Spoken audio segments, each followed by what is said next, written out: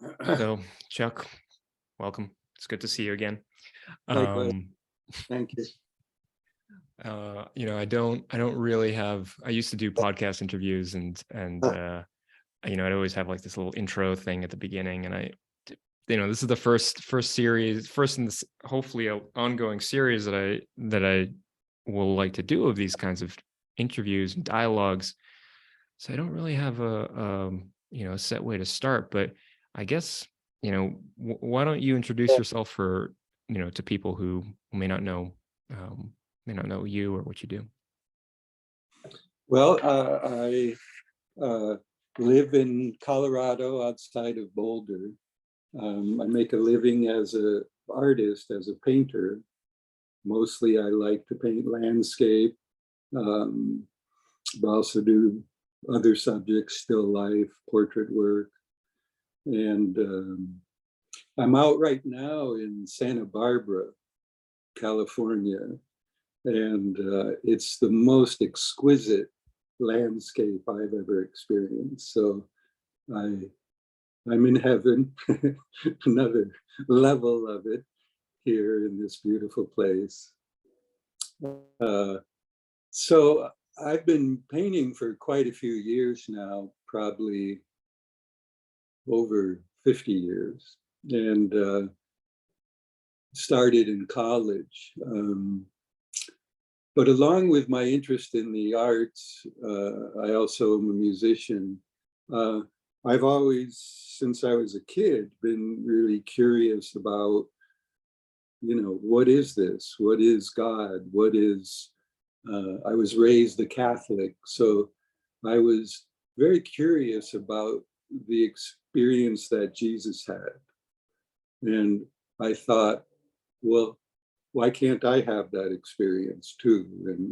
And, he said, I guess somewhere in the Bible, I never really read it, but someone told me, he said something to the effect of, um, you too can do what I'm doing or achieve what I've achieved, something like that. And that is what really got me um, Mm.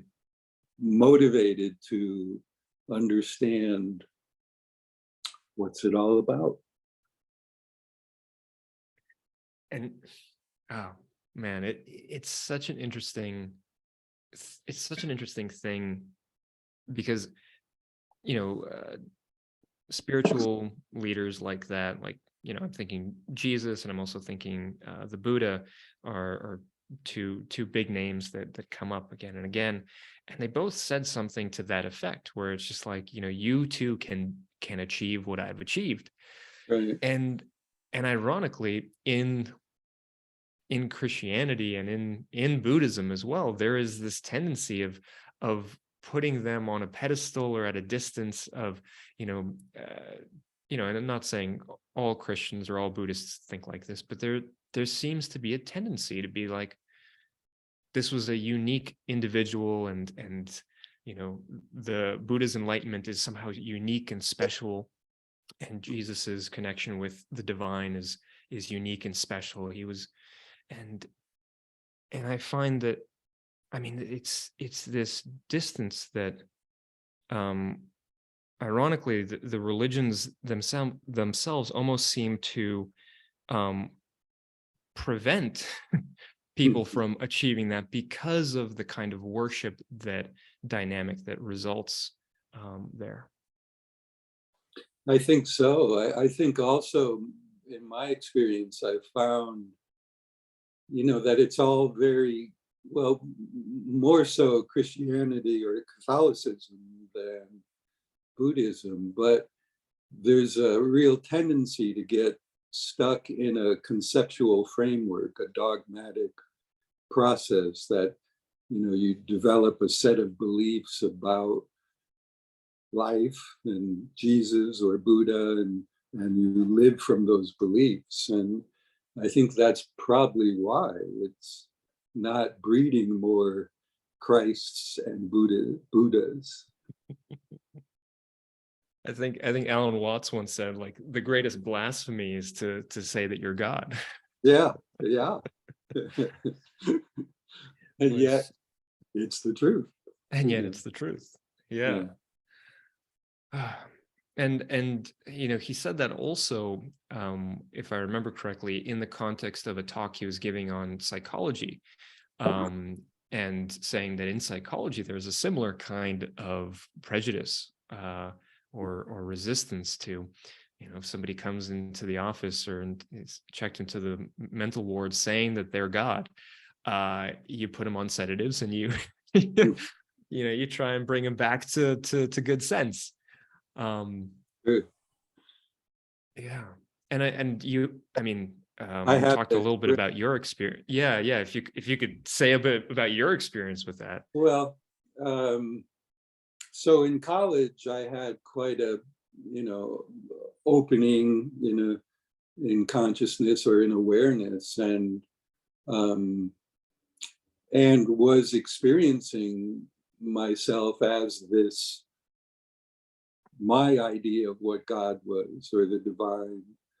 And that, so as I tried to talk about it, uh, people were pretty shocked, and I ended up in um, a facility, a couple of different facilities, and it was fascinating because in both places, uh, in one place in particular, I met a guy who was having the same experience I was having, and we became kind of cohorts in disrupting the whole place, and it was just a fascinating experience, really, in terms of that thing of how conventional psychology sees people as mentally ill. Every time I would meet a new person, often I would have the experience, well, not every time, but often I'd have the experience of meeting someone and I would say, oh, how long have you been on the staff here? And they would say, oh, I'm a patient. And then there were times I said, I met some staff people and I asked them, how long have you been a patient here?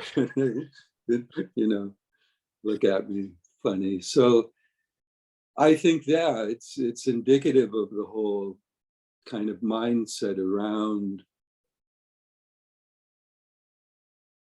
insanity. I think I'm happy to be insane from the perspective of our culture. As I look at our culture, I think it's insane. So we're even.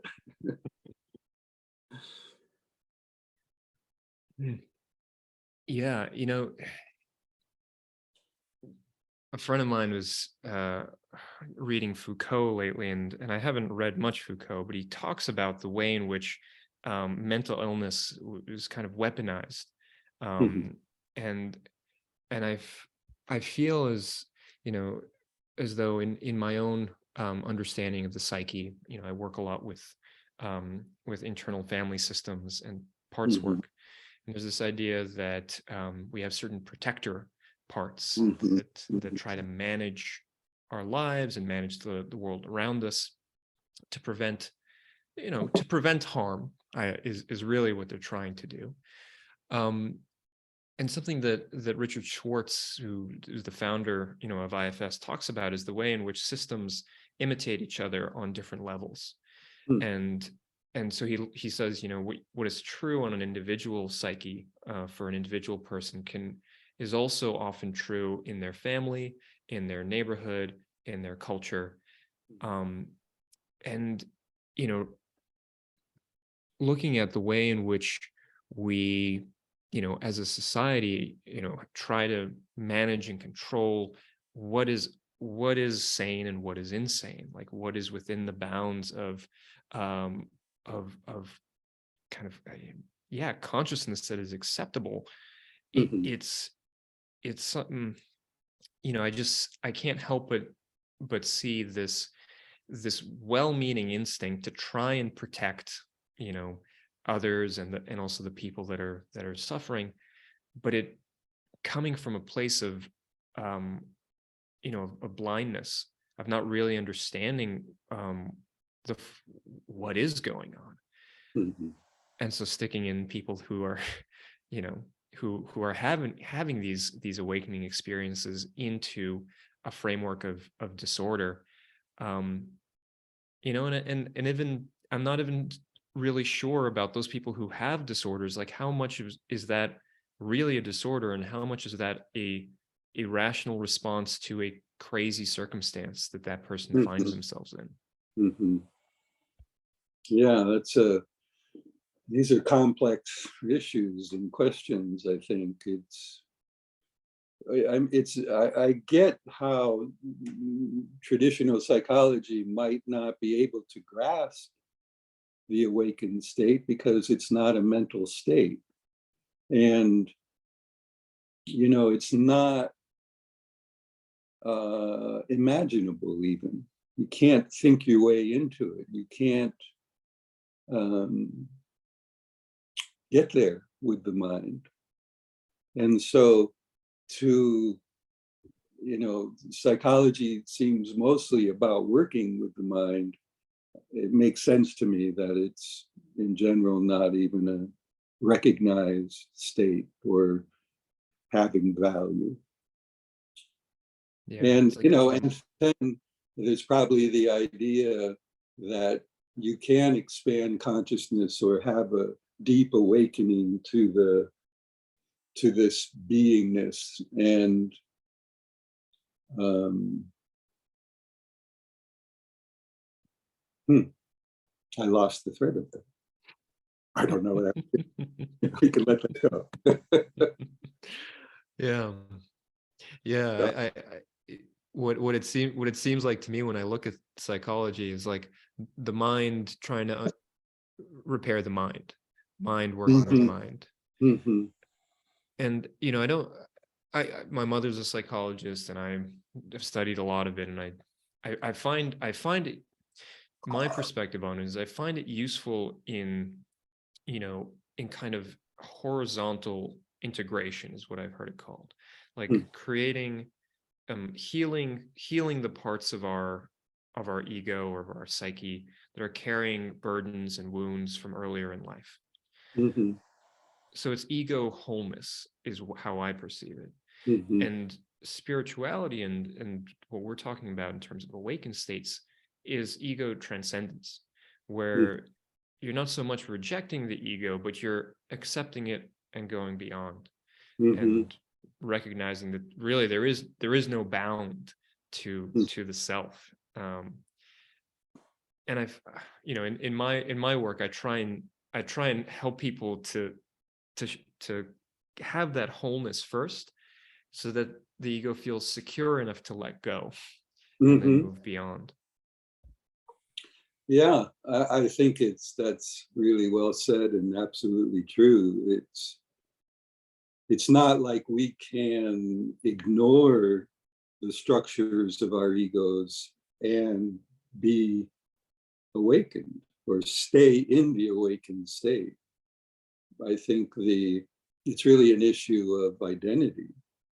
And um, so it does help to first begin to experience what a healthy identity as a separate being, as, you know, like for me, Chuck with this body, when that is beginning to taste health, then it does become easier to have the curiosity to explore maybe if there's something beyond that. And also a greater capacity to recognize it and stay with it, you know. And then it doesn't seem like, I think I had this idea in the early days that awakening was a one shot experience, you know. I'm I'm going to experience enlightenment, and then I'm there and that's it, and and it doesn't seem to be that at all. And as I've become more and more aware of my beingness, what I also notice is that that is, I think, facilitating deeper unconscious beliefs, having them rise up into consciousness and begin to have the opportunity to be free of those beliefs. So it's not a one fell swoop, or maybe it is for some people. It hasn't been for me. It's been this steady process of realizing that this experience of being is where it's at, and the experience of being Chuck is not the deeper reality or the enduring reality. Yeah, you had some, last we spoke, you had some really beautiful ways of talking about that, about the relationship of Chuck to being, to the greater reality. And I just found them so helpful. Mm. I'd love for you to talk a little bit about how you came to think about that relationship. I think the big turning point happened when I had this insight that I'm not Chuck waking up. I'm the awake state realizing I'm not Chuck in any kind of exclusive way. And as that hit me, that it was, at first it was like curious and, oh, wow, that makes sense. And then as the years went on, it became the catalyst that brought that awareness more and more present forward. The simple understanding that I'm not Chuck waking up, I'm the awake state realizing I'm not Chuck. That was a profound step for me. And it continues, now there's the experience of being. That seems right now as the best word to try to describe what we were saying is God. I don't usually use that word, but more that this awake state is really just the pure state of being without identity, without the experience of an I connected to it. And within that is everything that is the world. That within that I find my body, this body, and every other body, as well as, the whole universe. It's all right here. That has been probably the biggest surprise in this process of making that switch in identity, and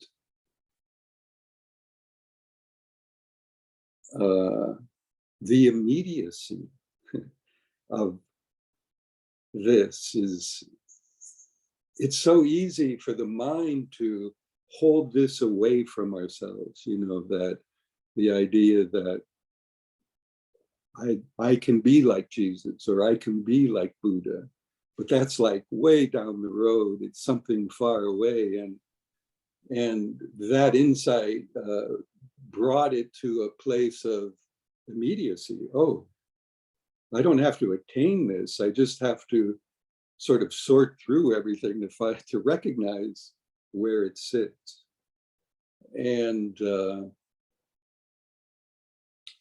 in doing that, it's been finding that everything sits in this space of beingness, and that there actually isn't an I connected to it, an identity. There is,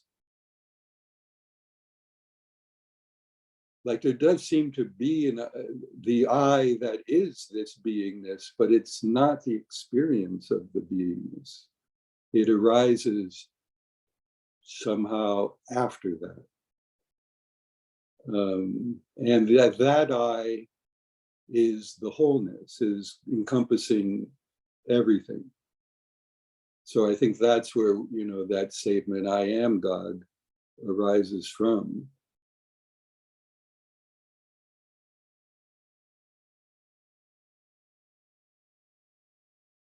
Yeah, and so it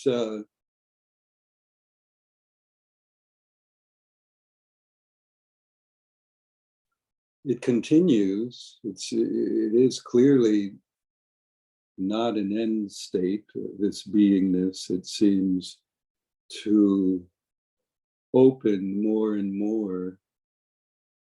We talked about that last week about,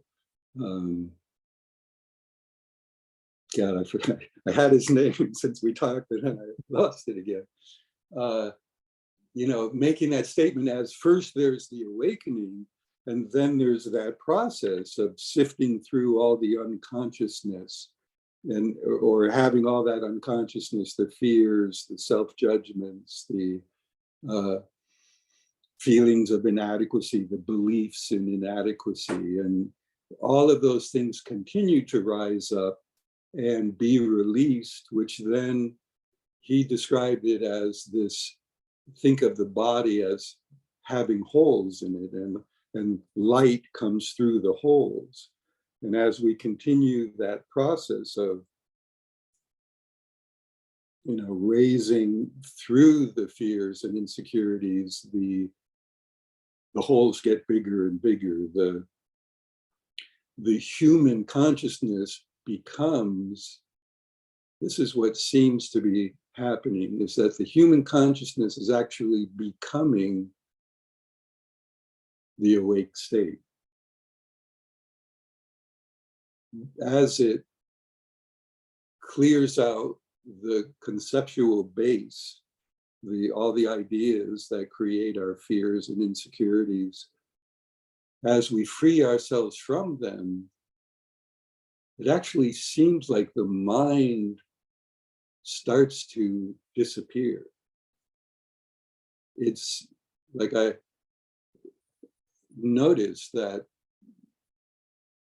a lot of the time there's no thoughts going on here. And there's just this aliveness, this presence. And there's even a feeling often accompanying it that this body is invisible. And I think it's the way the mind is beginning to understand beingness at another level where it is invisible. What we are cannot be perceived. You can't see beingness. You can't see the awake state. You can't hear it. I so far haven't been able to smell it or taste it, except as a state of being. So it's an interesting thing of, I think, the holes getting bigger and bigger, more and more light coming through that form, that consciousness, and the disillusion of the conceptual reality or basis. Still, of course, I'm having access to mind and thought, and I can speak, but I usually don't know what I'm going to say until I hear it coming out of my mouth. Mm. Not just in terms of like a conversation like this about it, but in just hanging with friends and being in the world. It's a fascinating experience of, it all seems to take care of itself and doesn't need an I to direct it. And you'd spoken about this the other week as, sitting in the audience watching a movie, the movie of life with great actors and drama and all these plot twists, and just observing as it happens. Yeah, it's almost ironic where I feel so removed from the world, and yet at the same time more fully engaged than ever before. Hmm. Because I think it's like I'm not looking for anything from the world. I'm not choosing like, oh, I want that experience, or I mean, I make choices, but it's without a sense of this will make me better or make my life better or my experience better.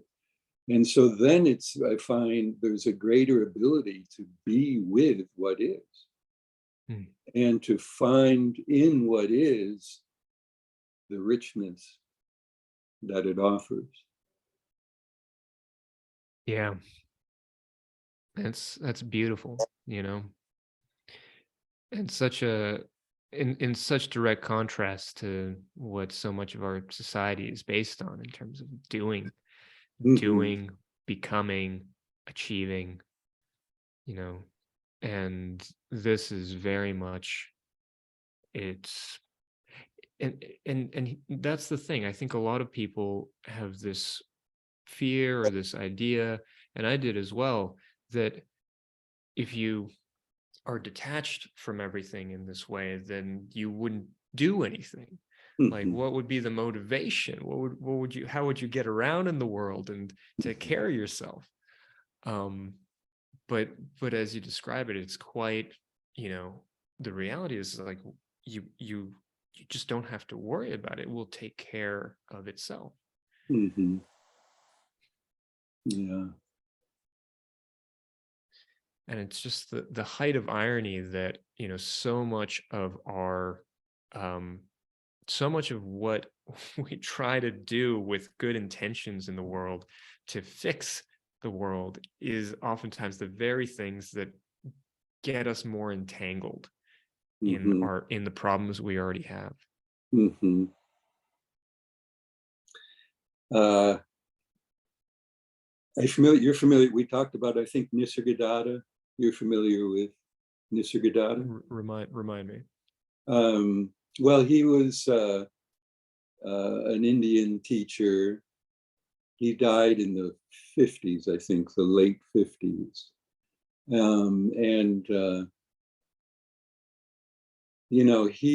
he was amazing. Reading, he would have conversations with students, and he would never set himself up like I'm a spiritual teacher or anything.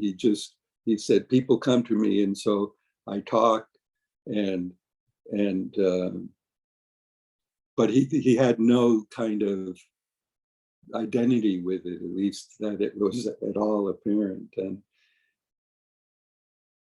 people would come to him and say, well, why aren't you out in the world with this, and why aren't you making the world a better place? And his answer would always be something like, um, well, first find out what you are and what the world is, and then ask yourself that question. And I think what he would speak to is, you identify me as this body, and you think what I'm doing or not doing is happening only with this body. And he said, I don't identify you as your body, and I don't identify myself as this body. And so what I am is for you. You can find out for yourself because you are that as well. And so any questions of doing to make a difference, see first the truth of what you are, and then see if that question has value for you. Yeah. Yeah.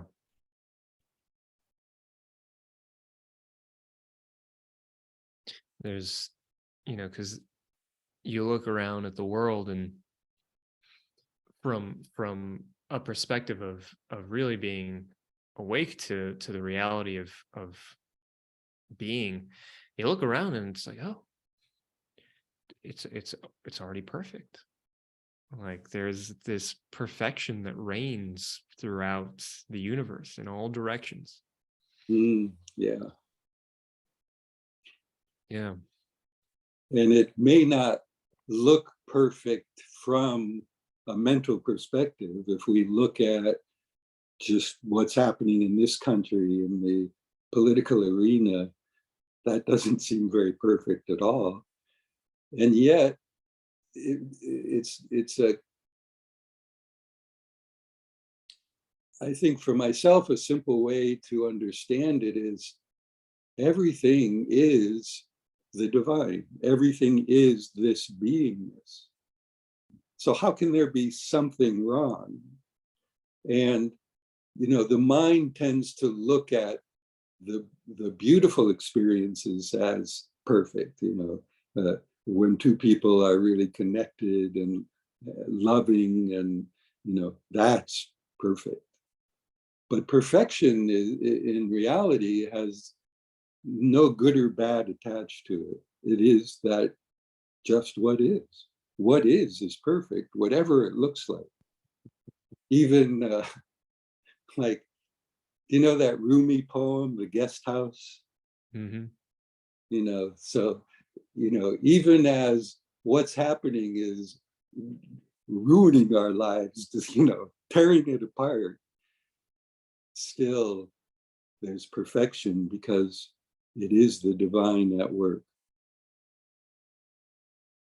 I remember I had that glimpse, that realization at some point in college, that it just hit me that what if the world is perfect?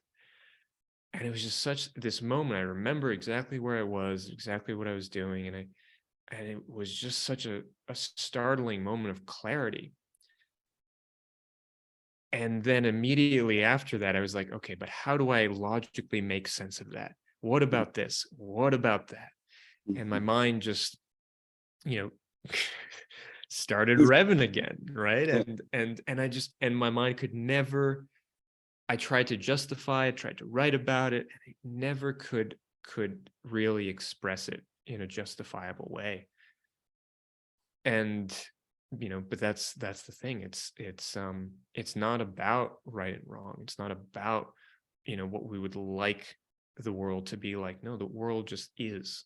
It's this fundamental, you know, beingness of stuff and energy and form and space, and all the imperfection is imperfection that we project out onto. We believe that it's there. Mm-hmm. But if you really look, you know, it's all light. It's all the divine. Mm-hmm.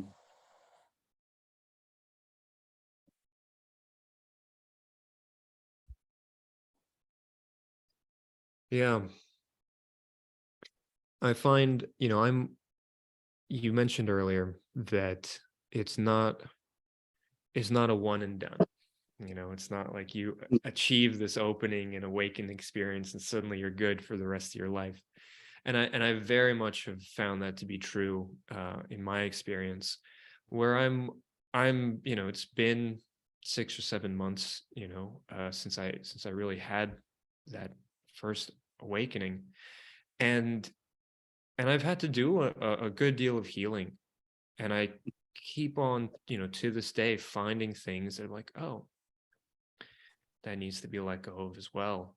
And Mm-hmm. there's, I find parts of me striving still and Mm-hmm. fearful of letting go and trusting that Mm-hmm. everything will take care of itself. And yeah, I feel like that is, it's important to talk about that, because I think a lot of people, don't really recognize the work that comes after Mm-hmm. the awakening. And I've heard it said that awakening isn't the end, it's just the beginning. Exactly. Yeah, that's great. And one of the pitfalls, one of the things I had experienced was at some point, as the awakening continued, the process, I had this huge insight that, well, nothing matters. Really, well, okay, I just lost, $1,000. It's all right. It was just this sort of place opened up where it just didn't matter. And then I did an interesting thing with it unconsciously. I made that a belief. And that became where I was operating from. I wasn't operating in the aliveness of presence anymore. I was operating from this understanding, but it's conceptual, that nothing really matters. And so, but it becomes, we talked about this last week, like it, for a long time, I was fascinated by answers. And then what I learned was that answers just create more beliefs, more concepts to hold on to. Questions keep us in the aliveness, And so, but I noticed after a few years of living from this concept that nothing matters, I suddenly started having pretty difficult experiences, and they were mattering. and and I realized, I saw it just like, oh my God, I left this whole process and latched onto this idea and lived from this idea for, I don't know, some number of years. And then finally I saw it and let go of that and got back to, it doesn't matter. There's no idea that's right. Where's my attention? Is it on this energy that this body has, on this aliveness, this field of energy that's here? And as long as it's there, you're awake.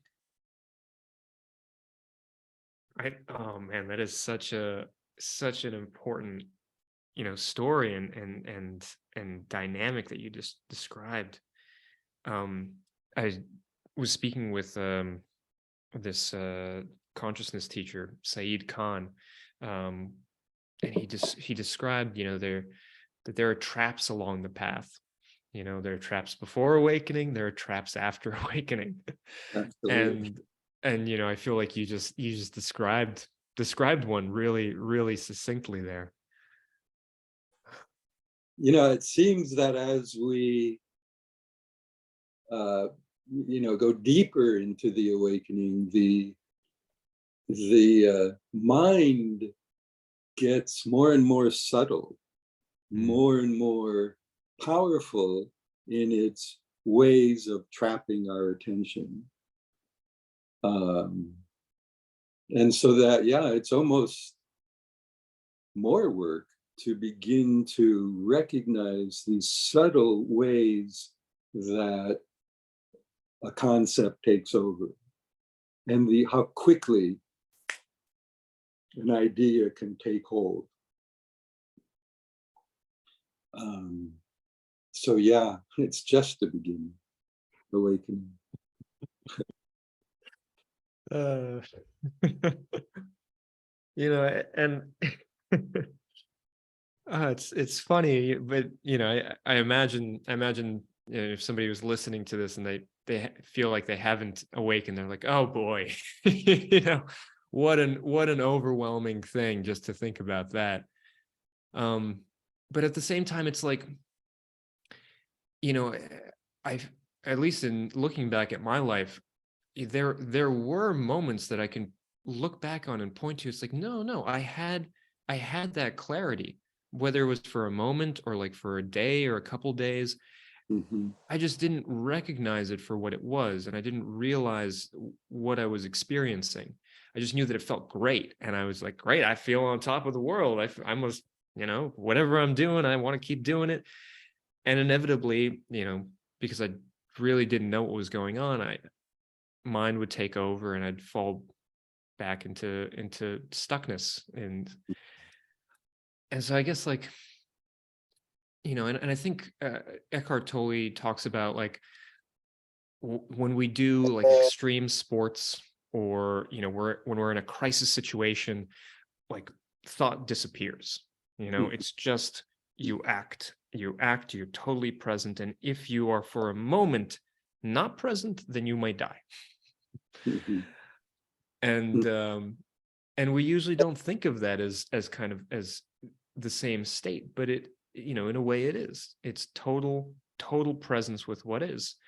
We just don't recognize it as that. Yeah. It's really, at first, when I can't remember who, someone said that the thing to get interested in is awareness. Focus awareness on itself. And at first, I thought awareness, well, I'm aware right now. I'm aware of what I'm thinking. And that doesn't seem very monumental, or I think it's, because I had concepts that got in the way of how monumental that simple awareness is. And so it took a while to begin to notice, well, what is this awareness? And sort of kind of open the door of it and really step into it, and just, what am I noticing? Just what am I noticing about awareness? And then over the years of that kind of process, awareness became center stage. And, oh, this is what it's about. This is what we think of as God. This is it. And at first, there's no big deal, like, well, so what? I'm aware, Yeah, I have awareness, big deal. But check out what that awareness is, and there's the big surprise. Yeah.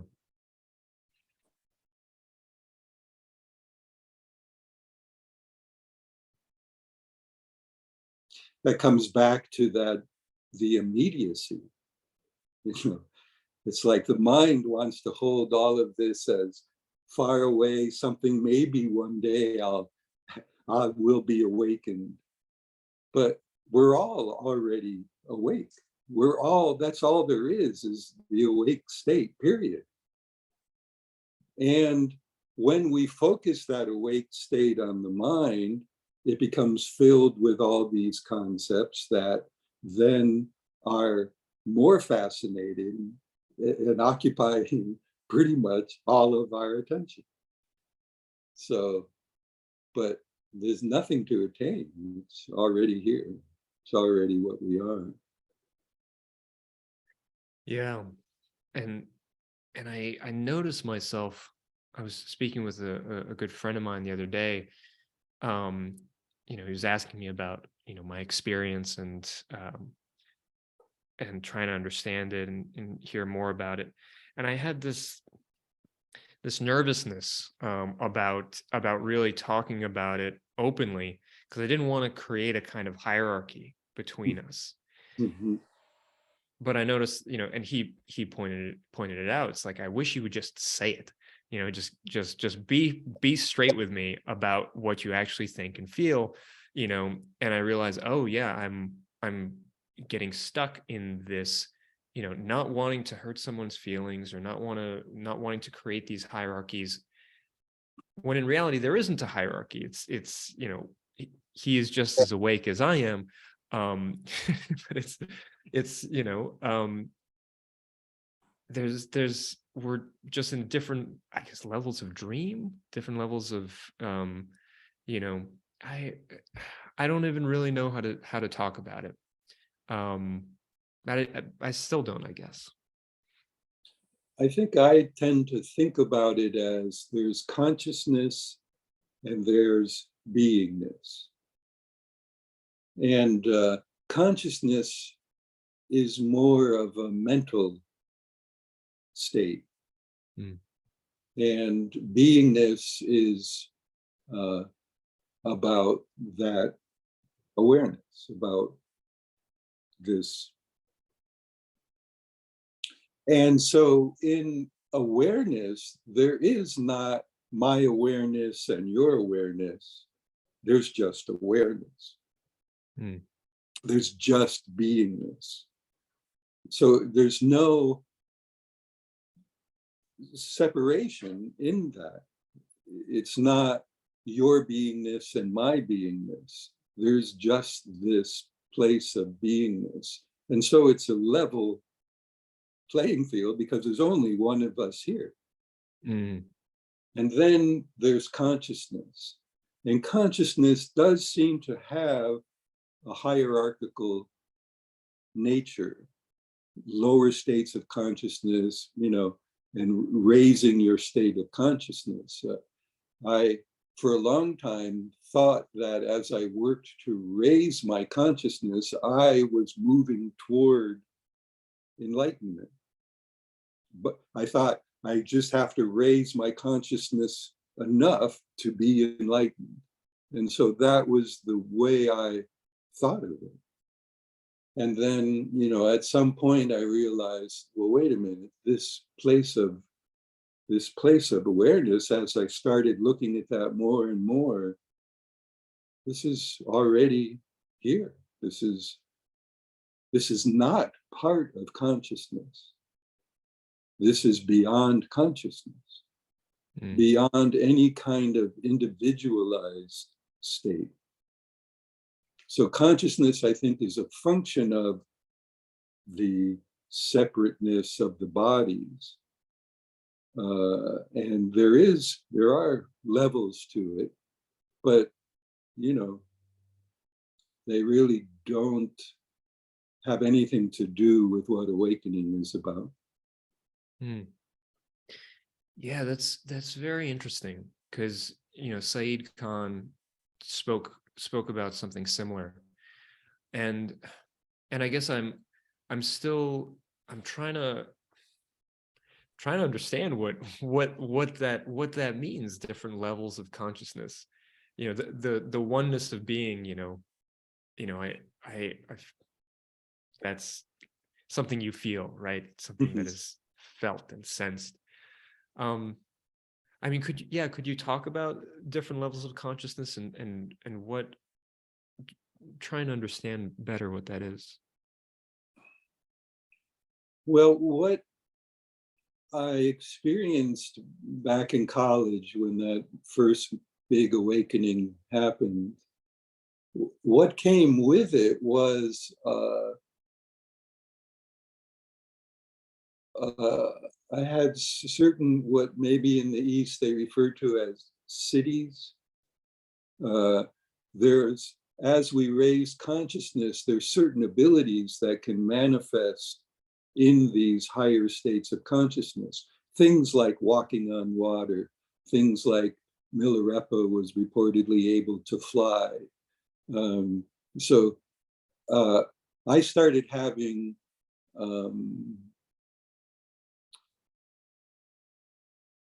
things like I could pick up an instrument I had never touched before and play it pretty well. Or I would be walking on campus and I would suddenly know I was about to run into someone I knew. And I'd turn a corner and there they would be. I'd be reading a book, and it's a difficult thing to explain, but I would know a couple of chapters ahead as if I had read it. It was just once I started reading, I was suddenly ingesting more of the words than my eyes were actually getting to. I started having experiences around we in physics, we now understand that there really isn't any physicality. What we think of as solid matter is really more an energy field, and that there's far more space. Like if we think of a body, there's like thousands or millions of times more space than there is something solid. And with that expanded consciousness, I began to be able to see the spaces more. Mm. And so I could, do pretty things that would seem pretty far out. And it all felt very natural and normal to me, not to anyone else. But anyway, those are the kinds of higher states of consciousness, and the cities, the SIDHAIS, I think, are these abilities that are inherent within consciousness when consciousness is raised to a certain level.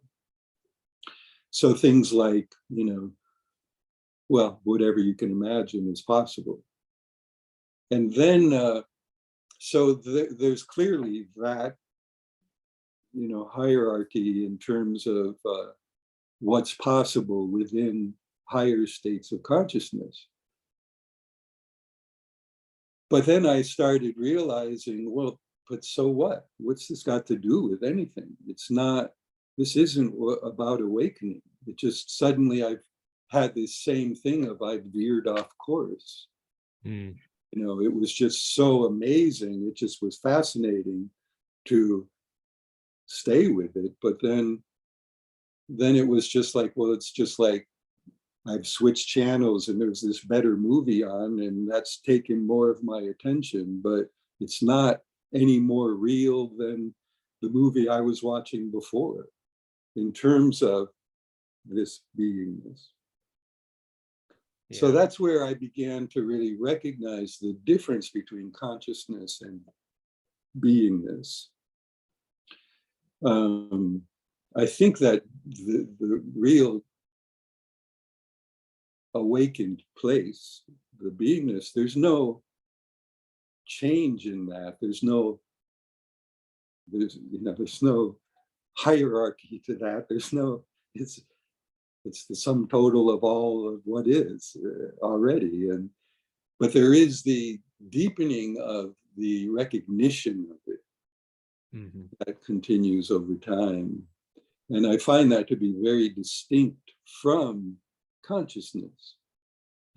And I also find that as that beingness becomes more and more integrated, there is a raising of consciousness. There is not in terms of these abilities, but in terms of staying within a state of peacefulness, a state of joy, a state of love, a state of gratitude. I think that these qualities are the nature of being. And when we're in touch with that, it does permeate consciousness and allows consciousness to enjoy the freedom of being. Yeah. Yeah. And, I haven't experienced, some of the other stranger phenomena of consciousness that you described, but what I've sensed, is that joy, that presence, that love, all of that is, the deeper I allow myself to descend into this understanding of being, just the more easily they come. And then that's really the point, it feels like. And yeah. A friend of mine wrote a beautiful poem about this, and I only remember the last line, but it's about what we're talking about. And the last line was something like, and with this is the end of ambition. The end of striving, the end of reaching for more, thinking there is more, and allowing what already is, what we already are, to become noticeable.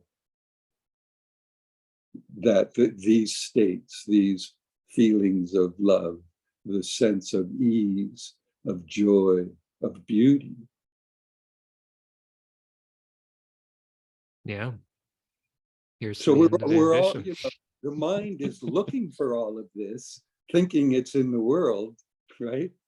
And the irony is, oh, it's all already here. Well, Chuck, I think this is a good point to open things up to some of our friends in the audience. I mean, I could keep going. This is this is great. Yeah, let's open it up. Gene, Michael, you're welcome to turn on your video and mics. And yeah, let's have I guess a more open discussion.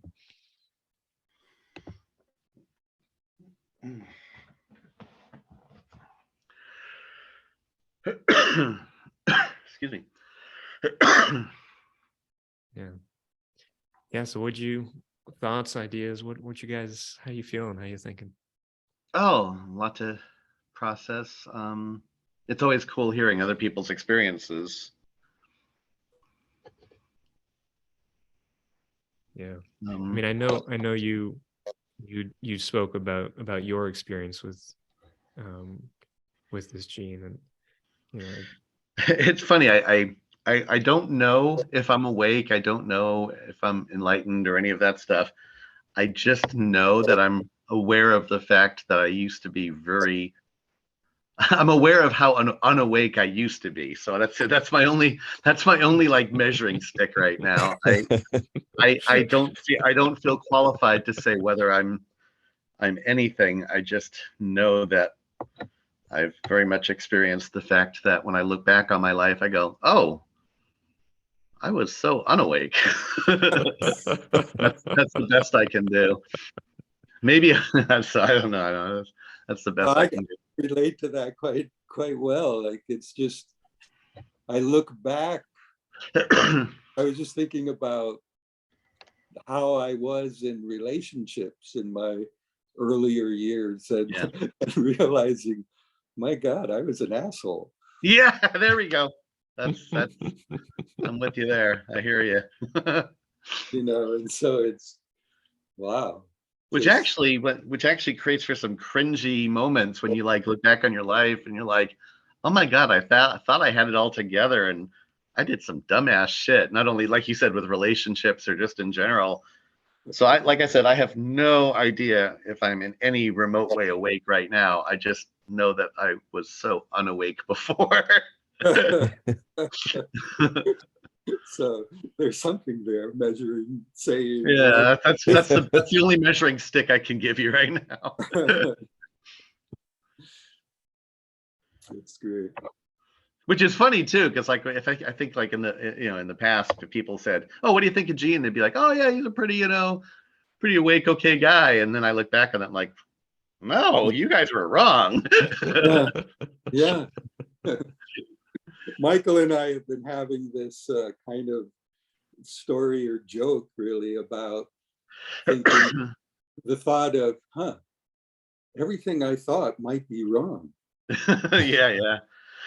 There's so much I must be wrong about. There's so much I'm wrong about. And so that came out of so when I went to Australia when I was in third grade or something, like third grade, and it was through this program called like People to People, which I think after World War II, the United States and its allies were like, the citizens of our countries should meet each other, at different points of their lives. And so I went with a bunch of people from New Orleans, and I was like, I don't know, some 7 or 8 year old kid. And I remember like walking with this big group of kids, and what was so cool is we were on the left side of the street, and all the cars were driving in the same direction as we were walking, right? Because they drive on the opposite side of the road. And then all of the steering wheels were on the right side of the car. And I was like, this is so cool and mind-blowing. And I'm like, and then so we're walking, and I think, I'm like an 8-year-old kid. So then I think there's like some cute girls who are like driving the car next to me, and I'm like waving to them. And then I look up and then hit a pole that's just sitting there on the street. And then I tell Chuck the story, and then I finish it and I say, like, and that's when I realized that there's just so much I must be wrong about in the world, because people drive on the opposite side of the road, steering wheels are on the opposite side of the car, and poles are in front of you and you don't even realize it. And in relation to, consciousness and awakening, I mean, like, I guess I'm also in a place of like, well, I don't know what I don't know. There's no way that I could possibly know what I don't know. And yet there's like this I don't know, I guess this assurance, or this sense of peace that I have when I contemplate, and really drop into being, where it doesn't matter what I believe or don't believe or think, or I could be wrong about every piece of intellectual knowledge in my life, but the being is still there. We could be on a simulation right now, hooked up to the Matrix and vats. We could be like in higher dimensional creatures, but being remains the same, throughout all the forms that reality could possibly take. And I guess in that I find solace. What I did with that, in terms of what I know and what I don't know, I realized that wanting was based on what I know. And after years of not getting what I wanted, but getting something else, it showed me more of what I don't know. And there was liberation in that experience. And so I began to realize that wanting comes from what I know. And I'm not interested in what I know anymore. I'm interested in what I don't know. And so I became uninterested in what I want. And that was a powerful shifting that allowed me to be more with what is in any given moment, because what I want is old news. But what's here is offering new news.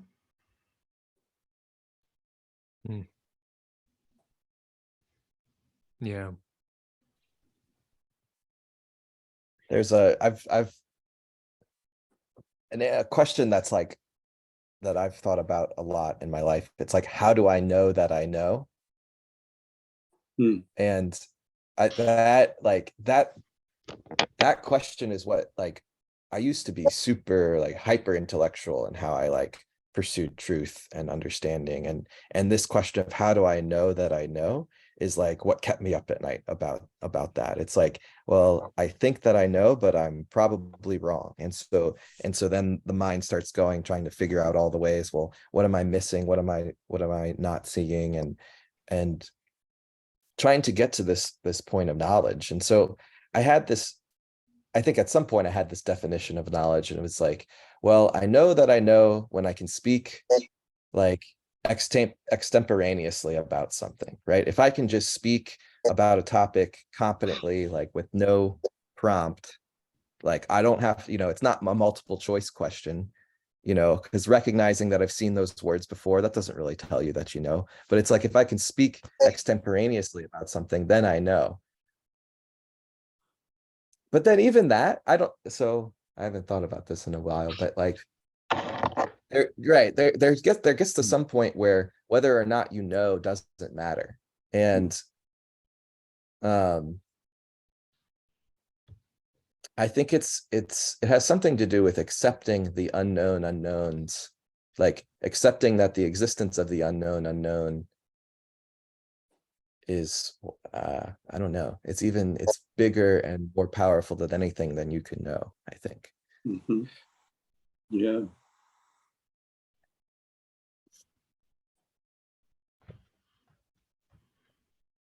There's this cycle of, well, I think of there's a cycle of knowledge, like, the known knowns, the known unknowns. And a lot of times we live on the edge between the known knowns and the known unknowns. Like, I know I don't know that, so I'm going to explore that topic. But the thing that keeps happening is like things just bubble up from the unknown unknown, that, things I don't even know about or don't even know to ask about just come up and are totally surprising and more incredible than anything I could imagine. Nisargadatta said, if awakening is not completely surprising, it's not awakening.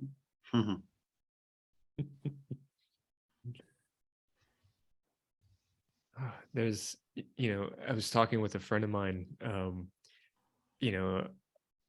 he was worried about, like, are we in a simulation? Like, what if we're, right, all of these anxieties that I think are very popular right now.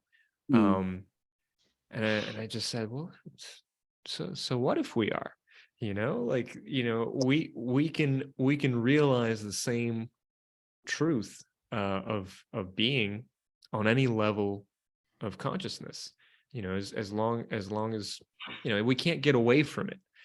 And I think that in the movie The Matrix, they, it's, you can awaken within the simulation, and it's like, it doesn't really matter that you're in a simulation. And I think,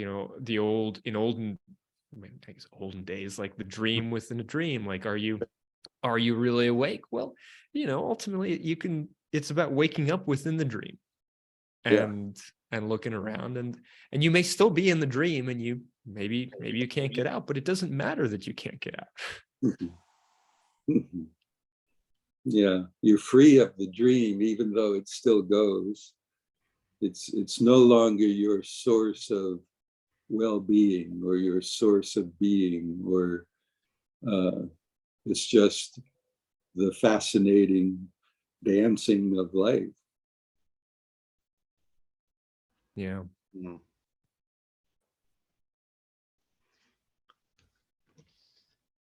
Has anybody ever had a lucid dream? Yeah. That whole experience where you're like, oh my God, I'm dreaming and I know I'm dreaming. What the hell? Yeah. And it didn't last long. I've only had it a couple times, and I did these exercises from this book on it where and it was kind of funny because it's like the exercise is in the book, have you in your waking state constantly check if you're awake. And you have to do these weird little things like when I was reading the book, you'd be walking down the street, and one of the things was every now and then try to fly. And if you get into that habit, at one point you'll try that in a dream, and then you will fly, and then you'll go, I'm in a dream. Yeah. And so there was a period of time where just spontaneously walking around, I would just give a little skip.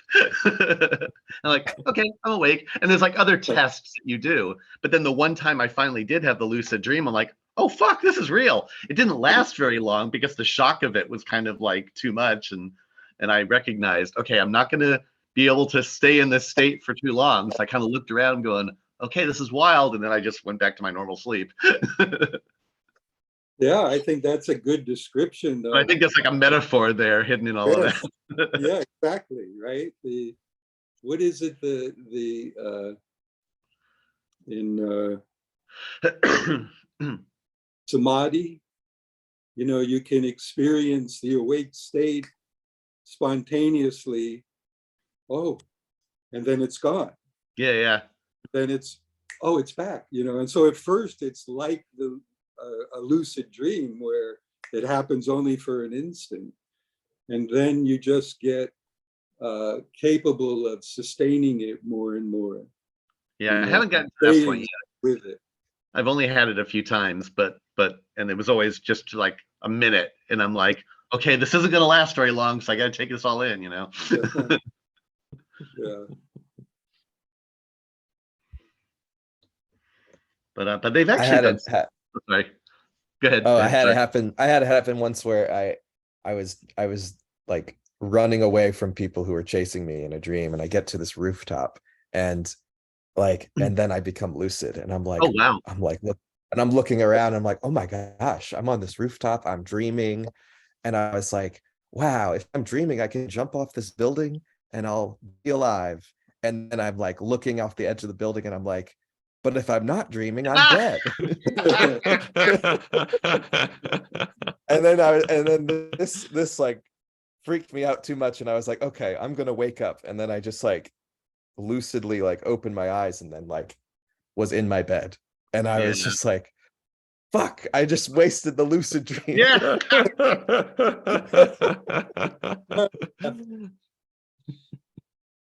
I know. Well, sorry, go ahead. I feel like that there's a great metaphor for that with life itself, where, you know, if at one point we die and wake up from the life, we realize, fuck, I wasted my life. You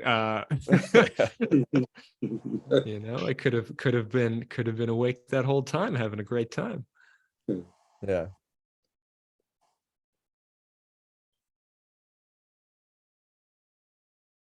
Yeah.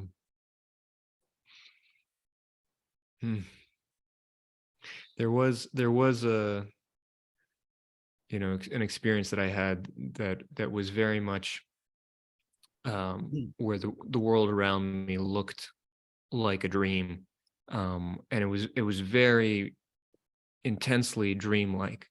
This has happened, I think, like a month ago, and it was interesting because it was you know, I hadn't had that happen before, but I was working with some of Eckhart Tolle's you know, things that he writes about in Be Here Now, and just like what I find really helpful is he talks about the alertness, you know, being really alert, and almost like a you know, a sharpening of the eyes. And it's like, what is right here?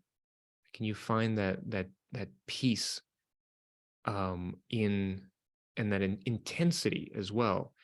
For me, that really that resonated, and yeah, it was a fascinating experience, and I, you know, I'd be curious to try that again sometime soon, actually. What was was there was an exercise that was connected to that, or it was more of a meditation? It wasn't so much an exercise. It was just something that I was he talked about, you know, one measure, he says, that you can check of how much you are in being is how peaceful you are. And another thing he was talking about is this state of alertness. And he uses he quoted from the New Testament, where Jesus says, like, you have to be like a servant waiting for the master to come home, and you don't know when exactly he'll come home, so you always have to be watching. And, you know, and yeah, if you're constantly watching, waiting for the master, the divine presence of reality to arrive, then you actually are realizing that it is always arriving. At every moment, it is always arriving. Yeah. That one, so that sticks out to me. So, because y'all were talking before about how Christianity can set up this separateness from the divinity, right? It's become so pedestalized or otherized. It's like we don't have access to it. And so I don't know if I would say I was raised Catholic, but I got very into the Catholic faith and like kind of had that kind of sense of separation, but then like had that sense like, God is coming like a thief in the night, like, so be ready. And but I didn't have that sense that I was connected to it, or that I was always arriving, or that I was always here. It felt like always beyond me.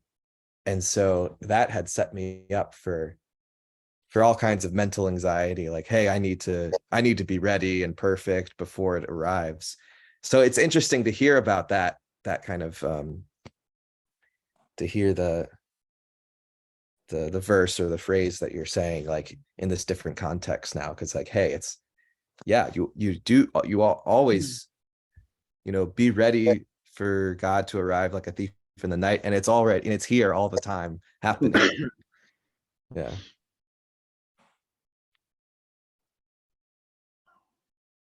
Yeah.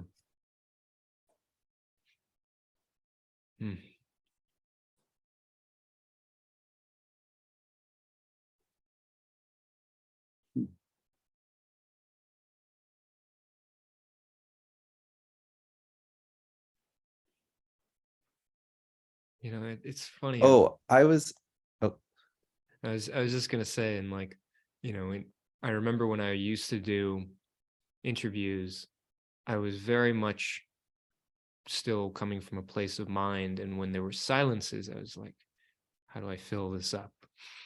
How do I keep this entertaining for my guest or the people listening? And I've just noticed over the course of today, like there have been a few silences, and I'm just much more comfortable to let them be, because I feel those are moments of being that I'm experiencing.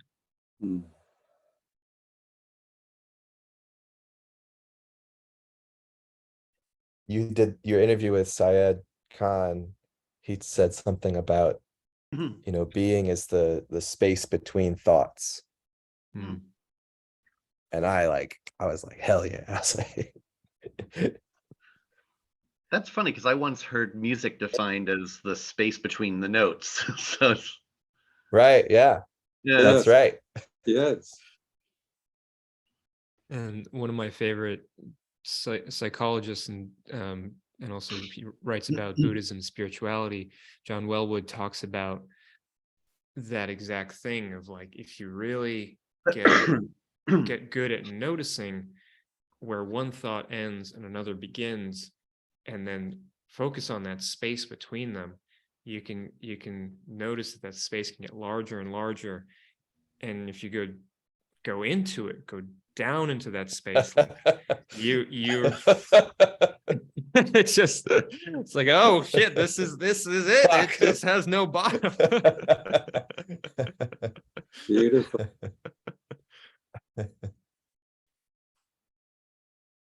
Yeah.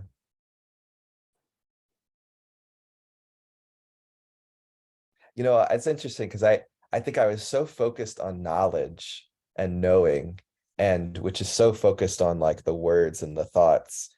And I think I think that could be a way of saying like what happened is that I shifted my focus to the space between them and just fell very deep into it.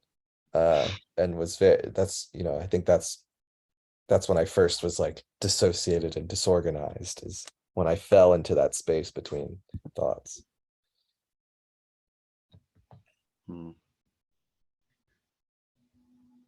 Yeah. And we didn't really, well, we touched upon it earlier, about the way in which the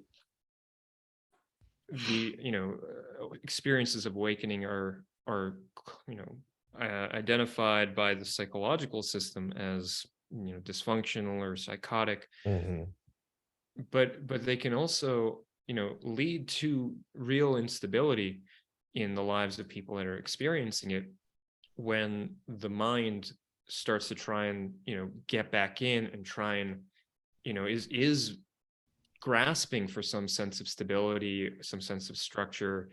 Your wounds and your fears are kind of, it all comes up. and I think we didn't really talk about that as much, but it can be, you know, a really intense and disorienting and even disturbing experience for people.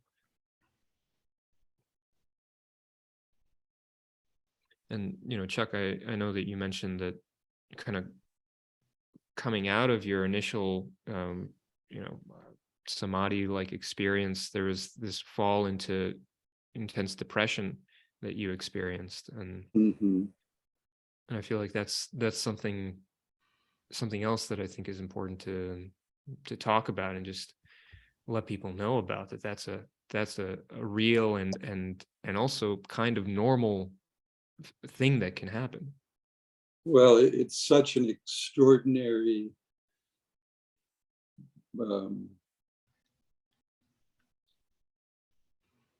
awareness, the experience of awakening, and then to suddenly lose it. The contrast is pretty huge. And so, yeah, after it held for a couple of months, and then I thought I lost it, but actually it was more that it became more integrated, and but not at the level of intensity it originally was. And but the contrast that is staggering. You know, the